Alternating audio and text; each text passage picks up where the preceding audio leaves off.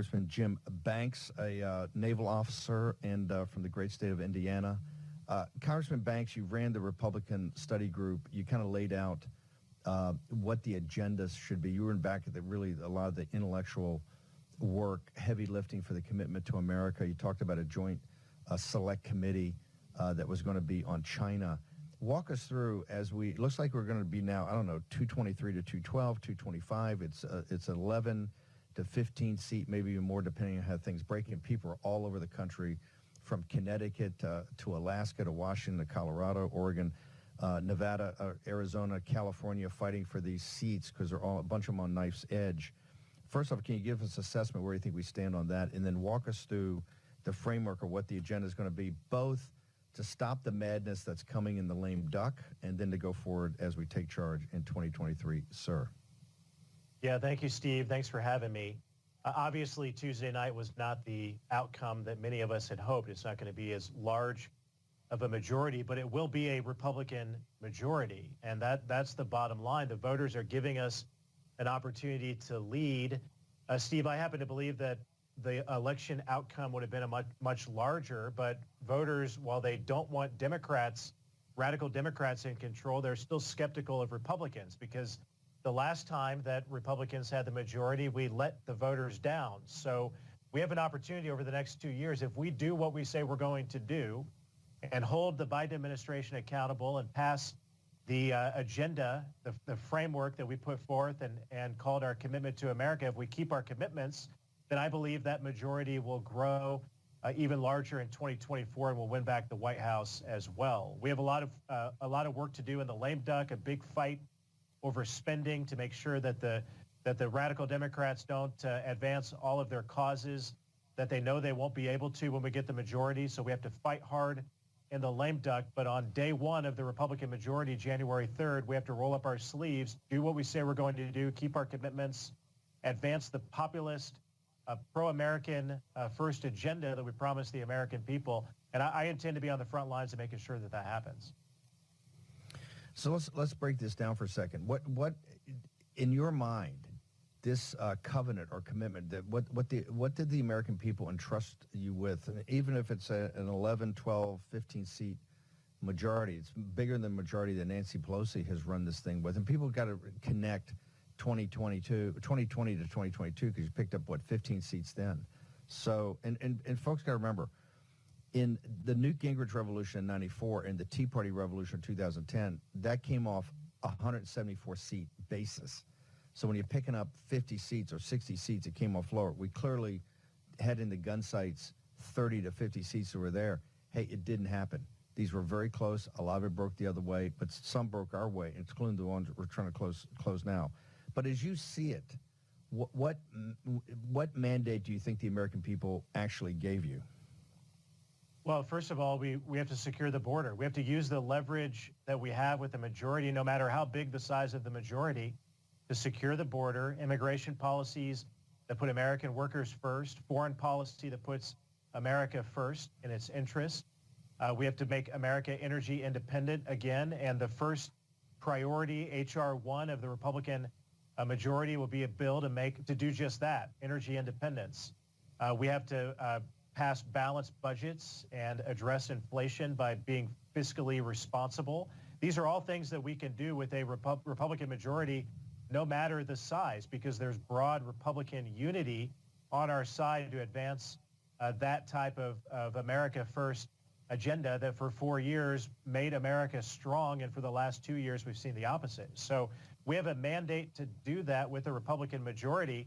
As you know, Steve, I'm running for the number 3 leadership position, the whip job, and that job becomes even much more important in a smaller majority, to make sure that we're negotiating with Republicans to pass our bills, not negotiating with radical Democrats, but to get it done with the Republican majority, enforcing what they used to call the Hastert rule, that a majority of the Republican majority would support something before we whip it and support it and allow it to come out of the House. That would be a major role of Republican leadership and of the whip job specifically, and that's why I feel compelled and called to step up to the plate and lead in that manner in this upcoming majority. Everybody that's maybe not familiar with the nomenclature, correct me if I'm wrong, if you're familiar with House of Cards, I think House of Cards, the lead character there started, he was the whip, correct? I'm not trying to make any analogy that you're that guy, but that was the whip job in that HBO series, was it not? That's right, Steve. Yeah, so it shows you it's a very, very, very, it's for folks that this is inside baseball. It's probably one of the most important jobs in politics.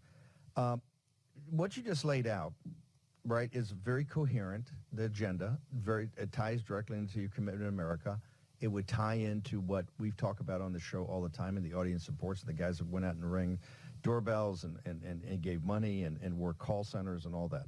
And are there as election officials, the precinct strategy. So you have a unity of command here. As I look down, just an observation, Congressman Banks, I don't see that as Biden's, when you say secure the border, they have a radical, not just open borders, it's an invasion of borders, no ICE. When I look at America First, they're all over the map. They're spending money everywhere. There's no cohesion. You don't see any real strong commitment or any organized effort in the South China Sea or around Taiwan with the chip situation. When you see energy, I mean, they have John Kerry. Nancy Pelosi's heading to COP27. John Kerry's heading to COP27, and they've already agreed to discuss the framework for reparations. Forget how radical the climate change or global warming agenda is anyway on just shutting down energy, and this is why Europe is in such a fiasco. But they've gone next level. The COP27, which is people in our audience knows, is these massive meetings they have every year. The one in Egypt right now, the number one thing is reparations from the United States of America. And when I say reparations, I mean trillions of dollars of what they call reparations for climate damage. That and the Biden administration has John Kerry, and they've already talked about we can be open to discussing about how this could work, right? So if you go down everything on Biden, this is, I would just say, make an observation. I think it's kind of unbridgeable, right? It looks like unbridgeable gap there. So how, as the whip, or how, as the guy that was one of the intellectual architects of the intellectual part of this, how do you view the unbridgeable gap? Well, Steve, it's all about leverage. That's what I'm talking about. We have to make sure that we get it done with the Republican majority, not go to Joe Biden and the House Democrats and negotiate on their terms, but force them to negotiate on our terms and use the leverage of the spending bills that we'll pass to put bills on Joe Biden's desk and dare him to veto it. Because you're exactly right. These Democrats have sold out America, and we're not being given the majority by the American people to negotiate with them. We're giving the majority to fight back against them. We have to be bold. We have to be tough. And we have to put bills on his desk that reflect the mandate that we have. But there's also a large component of the majority which is holding the Biden administration accountable, investigating them for what they've done to this country, and holding them accountable in big ways. Secretary Mayorkas, what he's done to completely abandon the rule of law and open up the border wide open as well. So how are we going to hold him accountable? That has to happen on day one. That's what the voters are choosing us to lead to do. You'll have Rand Paul when the Senate gets the majority. He'll have oversight of the NIH to hold Fauci and the NIH accountable for the mess that they created after COVID. That's the type of mandate that we have. We have to use it. So the Republican Study Committee has been what's kind of the intellectual architecture of this. And just because the media is spinning it, Joe Biden says, hey, I'm prepared to work. I'm prepared to, the American people said we got to work together. In the 2 years up till now, can you tell our audience how much the Democrats have reached out to you guys to work together in the House or the White House? How much working together has it been until the votes came in starting Tuesday night that they're trying to slow walk, that now know that we have the American people have actually want Republicans to be in charge? How much cross-aisle working together and hearing your ideas has there been in the last 2 years, sir? Yeah.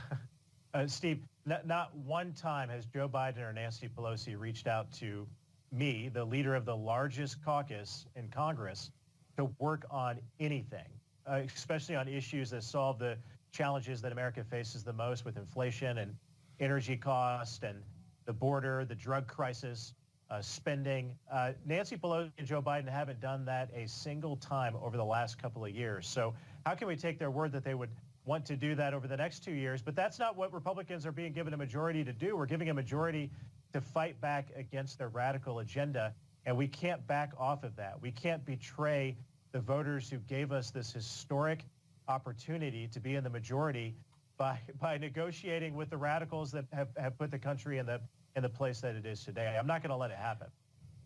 Look, people that know you, everybody obviously is very high of your character, and you're kind of Indiana nice, Midwest nice. If you look at House of Cards, and look, it's obviously a drama, but the one thing is the ruthlessness that they have to run things when it's about power, and particularly when your country's on the line. Look, you've served your country, but our country's on the line right now. Are you tough enough or ruthless enough to have this job to make sure that America is actually defended, and that you're the guy that's going to and not fold and be the guy that's got to stand in the breach, sir? Yeah, Steve, I have a rock solid record of putting America first the 6 years that I've been in Congress. I'm proud of the tough work that we've done to hold our party accountable and keep us in the right place over the last couple of years when a lot of Republicans wanted to abandon the American first principles that has made our party bigger and stronger than ever. Republican Study Committee stood in the gap and led the way. So the American people are counting on us. The voters are counting on us in the majority to stand strong, be tough, fight back. That's what we have to do. And if we do that, like I said before, we will grow what might be a very small, slim majority. We will grow that majority even bigger and stronger in the 2024 election if we keep our word. You're absolutely correct. Because the difference between the 15 or 20 we picked up, or the 10 to 20 we picked up, and the other 30 is a knife's edge. And people are just sitting there going, hey, convince me, show me. Congressman Banks, how do people find out more about you? Where do they go? How do they find out more about you? And what's your social media they can follow you? Yeah, it's Congressman Jim Banks or Rep Jim Banks on all of the platforms, Twitter, Facebook, through social. You can find us there. Come and follow us. Give us feedback. Appreciate it very much. You're too modest. You're a pretty tough guy. I've had the opportunity and the pleasure of knowing you for a couple of years. You've had our back on many tough fights in the Trump White House. Congressman Banks, thank you very much. Honored to have you on here. Thank you, Steve.